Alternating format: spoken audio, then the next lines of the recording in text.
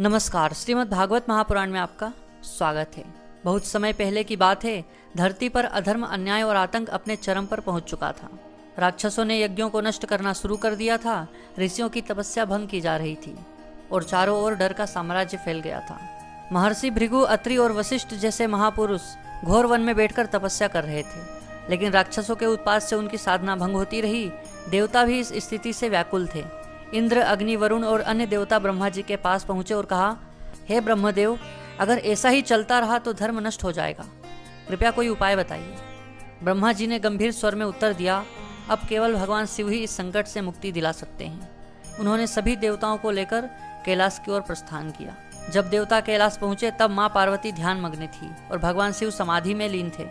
उनका शरीर तो वहां था, पर आत्मा कहीं ब्रह्मांड के रहस्यमयी तल में विलीन थी। देवताओं ने देवी पार्वती से प्रार्थना की। उन्होंने कहा, यदि आप चाहें तो शिव को इस समस्या की ओर आकर्षित कर सकती हैं। माँ पार्वती मुस्कुराई और मन ही मन शिव को पुकारा। उसी समय एक अद्भुत घटना घटित हुई। आकाश से एक तेज प्रकाश धरती पर गिरा। देवता चकित रह गए।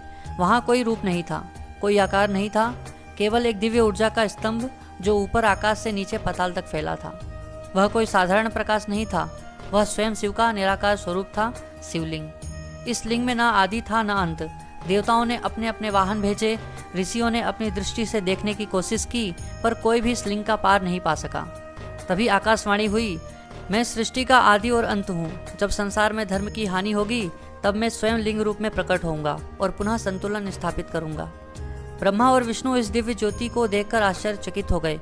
दोनों के बीच एक विवाद छिड़ गया। ब्रह्मा बोले, मैं सृष्टि करता हूँ, मैं ही सबसे महान हूँ। विष्णु ने कहा, मैं पालन करता हूँ, सबसे पहले मैं ही था। तभी शिवलिंग से एक तेज गर्जना हुई, तुम दोनों में से जो मेरे आदि या अंत तक पहुंच जाएगा वही श्रेष्ठ कहलाएगा। ब्रह्मा हंस रूप लेकर ऊपर की ओर उड़ चले और विष्णु वराह रूप लेकर नीचे पाताल में चल दिए। हजारों वर्षों की यात्रा के बाद किसी को आदि या अंत नहीं मिला। ब्रह्मा ने झूठ बोला कि उन्होंने अंत पा लिया है, लेकिन शिव प्रकट हुए और क्रोधित होकर कहा, ब्रह्मा, तुमने झूठ बोला है, इसलिए तुम्हारी पूजा पृथ्वी पर नहीं होगी। और विष्णु से कहा, तुमने सत्य स्वीकार किया, इसलिए तुम्हारी पूजा युगों युगों तक होगी। इस घटना के बाद देवताओं ने उसी स्थान पर शिवलिंग की स्थापना की। वहां यज्ञ हुआ, राक्षस भागे और धरती पर पुनः शांति लौटी।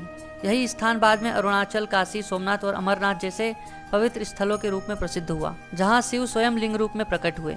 शिवलिंग केवल एक पत्थर नहीं, वह ब्रह्मांड की चेतना, अनंत ऊर्जा और शिव के निराकार स्वरूप का प्रतीक है।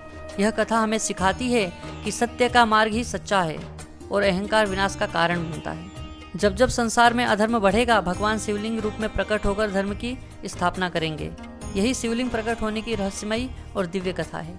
अगर आपको ये वीडियो अच्छा लगा हो तो वीडियो को लाइक करें और चैनल को सब्सक्राइब करें।